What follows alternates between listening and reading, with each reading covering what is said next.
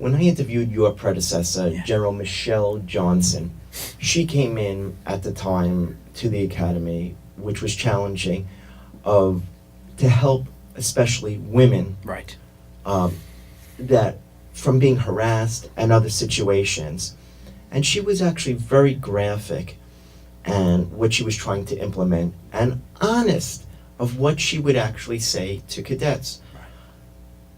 Now with the Me Too movement, especially since October, November, what additional things under your leadership have you done to protect, to harness the energy and the equality of women out there for leadership? Well, one of the things that we're doing is that we're welcoming everybody that we can into the conversation. We have a character and leadership seminar coming up in February, and we've invited a number of women of graduates to come and participate in some panels, and I have broadcast out among the graduate community, come home, come back to the academy, and help us work on this problem. Help us work on this. And then we're going to have a conference later in the spring where we're going to continue to develop these ideas. So the first thing that I'm going to do is to continue to build on this culture that we welcome all voices in this and that we want people to help us with all of the solutions. Now, internally, what we have to do with the cadets in what we're continuing to develop on is that a lot of these cadets, if I go back to my point that they come from a different value sets, or they come from many different value sets, is that when we talk about harassment or assault, is that a lot of times we talk about it in negative terms as we tell people what not to do. Don't do this, don't do that. Well, one of the things that has been successful the last couple of years that we're going to continue to build is the idea of also teaching them about what a healthy relationship is. Mm-hmm.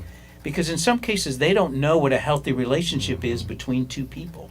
And so we have very graphic, direct, upfront conversations with these 18, 19, 20-year-olds about what a healthy relationship is between two people, about their body, about consent, about what that means, and to have those direct and clear conversations with the cadets. So I'm going to continue to work on that. The other thing that I think is important is that continue to build on an atmosphere where everyone has a voice. And because there was a great article that Sally Trawick, New York Times, where she talked about the cost of harassment. The cost of harassment is that ideas are discounted and talent is ignored. And we can't afford to miss out on any ideas or any talent. So I think I need to continue to develop that in cadets and emphasize that the diversity, not just women, but all aspects of our society, that what the diversity brings are those ideas and that talent. You mentioned that your replacement, brilliantly, you said to cadets, is you in 2049, right. and their replacement, 2081 approximately. Talking about the Me Too and women owning this great stuff you're doing to nurture their leadership and more positions, how do you, instead of just superintendent, how do you actually nurture and create the first chairman of, I shouldn't say chairman, chairwoman of the Joint Chiefs of Staff? General Lori Robinson, the highest ranking or one of the highest ranking female generals. How do you encourage and how do you create more opportunity for a group of people, especially women, that has, in traditional terms, when you were in the academy and through your service, has not necessarily been there? Right. So when I went to the academy, we had around 18% women in the 80s. And right now we have just short of 28% women. We think the class of 2022 that we are admitting right now, that will show up in June, we should get them just over 30%. I have no ceiling, I have no quota. If I get to 30, I'm going to get to 35, and if I can get to 35, I want to get to 40.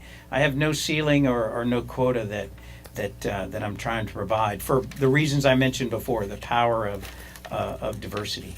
I think the things that I've seen in my career that work the best is when I see role models for younger women. When I see those senior officers, Lori Robinson, you gave an example, she's a fantastic officer, that when other young women and young officers can see officers in those senior positions, I think that is so important as role models. When I was the commander at Nellis Air Force Base, the Thunderbirds were under my command. So, and at that time we had one female Thunderbird. And when she would go in the crowd and sign autographs and all of that, around her it was 10 deep of young women. And it would stay that way to the point that the other 5 pilots were back in the van waiting for her, and she continued to sign autographs. And that's when I saw that tangible evidence of how powerful that was. So I think it's the role models will really help. Do you think in your lifetime there will be a chairwoman? You will see a chairwoman. Oh, I have no why we wouldn't. Of the joint. I have no idea why we wouldn't.